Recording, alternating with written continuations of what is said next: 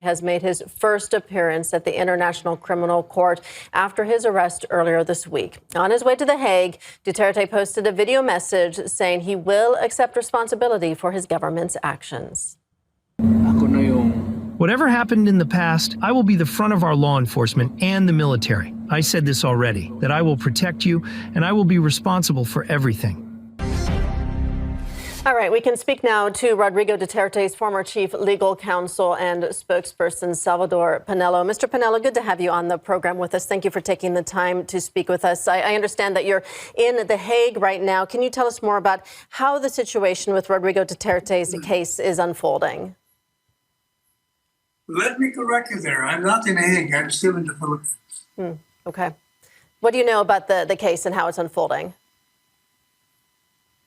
Well, what I gathered from one or two lawyers there is that the preliminary hearing will start today. What more details do you know, and can you share about Rodrigo Duterte's arrest? Sorry again, please.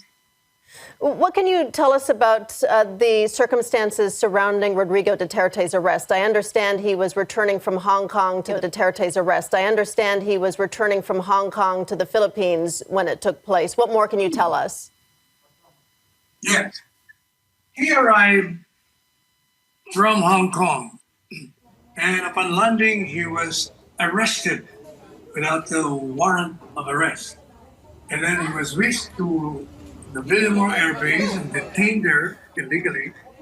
And several hours later, they barged him into the room where he was taking his dinner and was forcibly taken to the plane.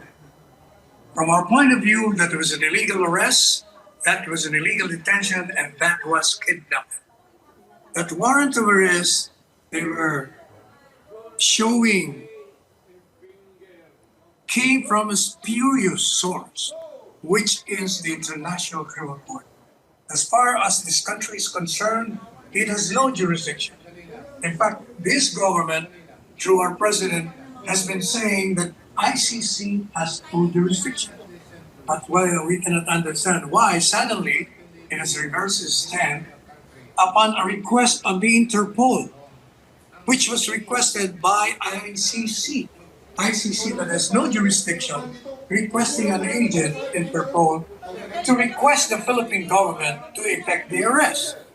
And this government has been saying that we have a legal system that is robust, that we are functioning legal system, and that this ICC has no jurisdiction, has effected the arrest upon the request of an agent of an ICC that has no jurisdiction. This is illegal. Under our law, a warrant of arrest issued by another jurisdiction, a foreign country, has to pass through a local court to validate that warrant of arrest. In the same way that under our extradition law, when a particular country wants a Filipino citizen plucked out of this country to face trial in the other country, it has to pass through the regular courts. Under the statute of the ICC, the same provision comes out that when ICC issues a warrant of arrest, that warrant of arrest has to be referred to the state member, and it has to pass through a judicial authority. And that never was done because he was immediately arrested, immediately detained, and kidnapped, forcibly flown out of the country. That is why I filed a petition for a writ of habeas corpus in behalf of the daughter of the former president, asking the court to produce and for this government, the government of the Philippines, to bring back the former president and to explain to the court why they did such illegal actions against the former president in violation of the law, even in violation of the statute, Rome Statute, and in violation of our Constitution. So This arrest comes 3 years after Duterte's term ended. Why do you think that he was arrested now? And why do you think the proper legal channels that you detailed for us, him appearing before a local court first, why do you think those legal channels were not properly followed?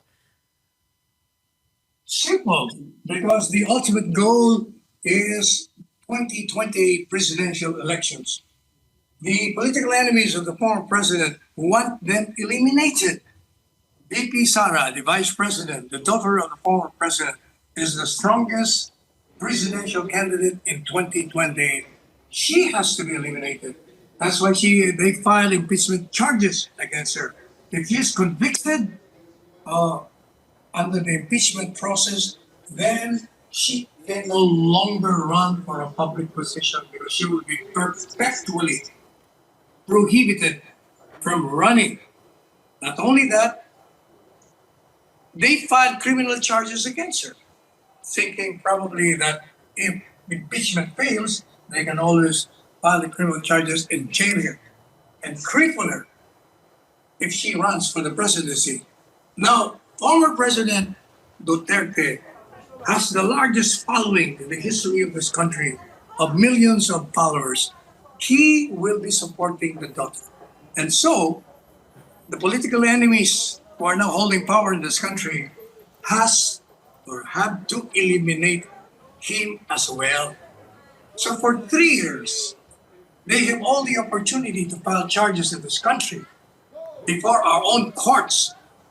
It did not, this government did not, and it has to surrender this president to another foreign institution that has no jurisdiction over this country and over the citizens of this country, when it has repeatedly said that that ICC has no jurisdiction. So it's all political. Do you think other officials from Duterte's government could become the next targets of the ICC? Oh, definitely. They have said so. The next target would be a senator now, Senator Ronaldo Bato de la Rosa, and another former PNP chief of the Philippine National Police, General Albayalde. So 2 of them are in the list. And the vice president, Sara Duterte, could come in next because her name was also included in the complaint after there was a break in the unity between President Marcos Jr. and her a few months ago. Duterte called the arrest warrant unjustified because his war on drugs restored peace to the nation. What are your thoughts on that argument that he made? What's that again? What's the argument about the warrant? Right. Duterte says the arrest warrant is unjustified because his war on drugs restored peace to the nation. Do you think that's a valid argument? That is a valid argument, but that is not why we're saying that the warrant of arrest is unlawful. What we're saying is the warrant of arrest comes from the International Criminal Court that has no jurisdiction. It cannot issue a warrant of arrest and effect it in a country of which it has no jurisdiction. That is what we're saying. The matter of whether the former president is guilty of whatever crimes it has in mind, that should be settled in the Philippine courts because we have our own legal system. What the government did is to surrender sovereignty and political territorial integrity because the primary function of a government and the president is to serve and to protect the people, protect the rights of the citizens, protect its sovereignty. But what it did, it surrendered, instead of protecting, it surrendered a citizen to another country.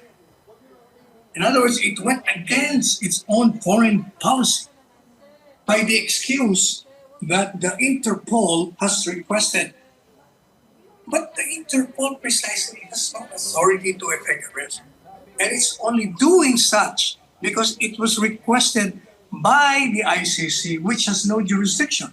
If ICC has no jurisdiction, necessarily the agent cannot have jurisdiction because it cannot rise above the principle.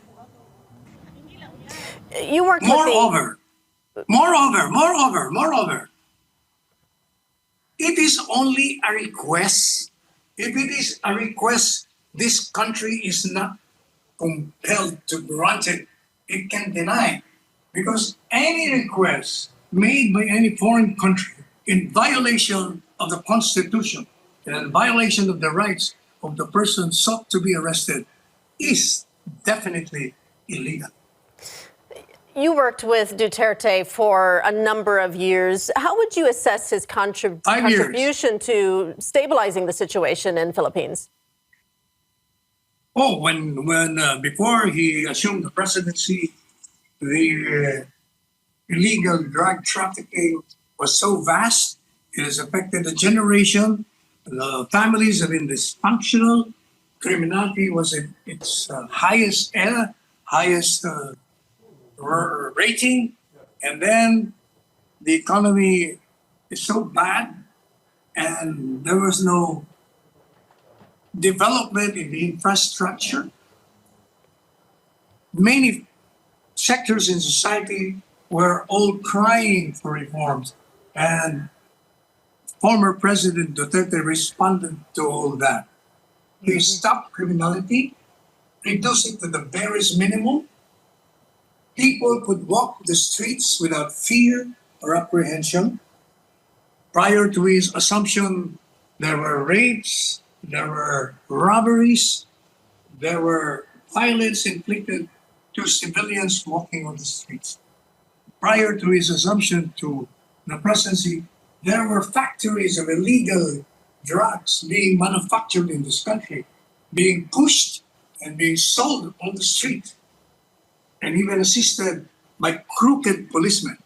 All of this, he has stopped. That is why, if you notice, during his 6-year term, he was the only president who received astronomical survey rating consistently from the time he assumed it until the end of his term and until now. Mr. Panelo, It only means that the people have accepted all the legacies that he has left behind. That's why they love him. Now, all over the country, people are rising. They're organizing rallies every day, every night. And I'm afraid that if this government does not bring back the former president, we will be having a political upheaval just like the previous many decades, 4 decades ago. you know, we really haven't seen much of a reaction to this arrest and the response there in the Philippines that you talked about coming from the West. Why do you think that is? Because you would think the arrest of a former head of state and that former head of state being brought to The Hague would be quite significant, and we really haven't had much of a response from the West. Why do you think that is? There is no response from whom? From the Western world. Normally, something like this you would think would make big news in the West. I don't know about that, but from what I know is that if they see what is happening in this country, then appropriate responses will be made from them. Mm-hmm. Talking about the ICC, it was back in 2020, the court said it was opening an investigation into U.S. war crimes in Afghanistan. But after President Trump imposed sanctions against the court, that inquiry was stopped. Why do you think the ICC made that decision? Simple. Because it is afraid of the United States. The United States is the biggest contributor in funds. Without the funds, it cannot operate. Okay, we're going to leave it there. Rodrigo Duterte's former chief legal counsel and spokesperson, Salvador Panelo. Mr. Panelo, thank you. Thanks for joining us and speaking with us about this today. Thank you also for having me.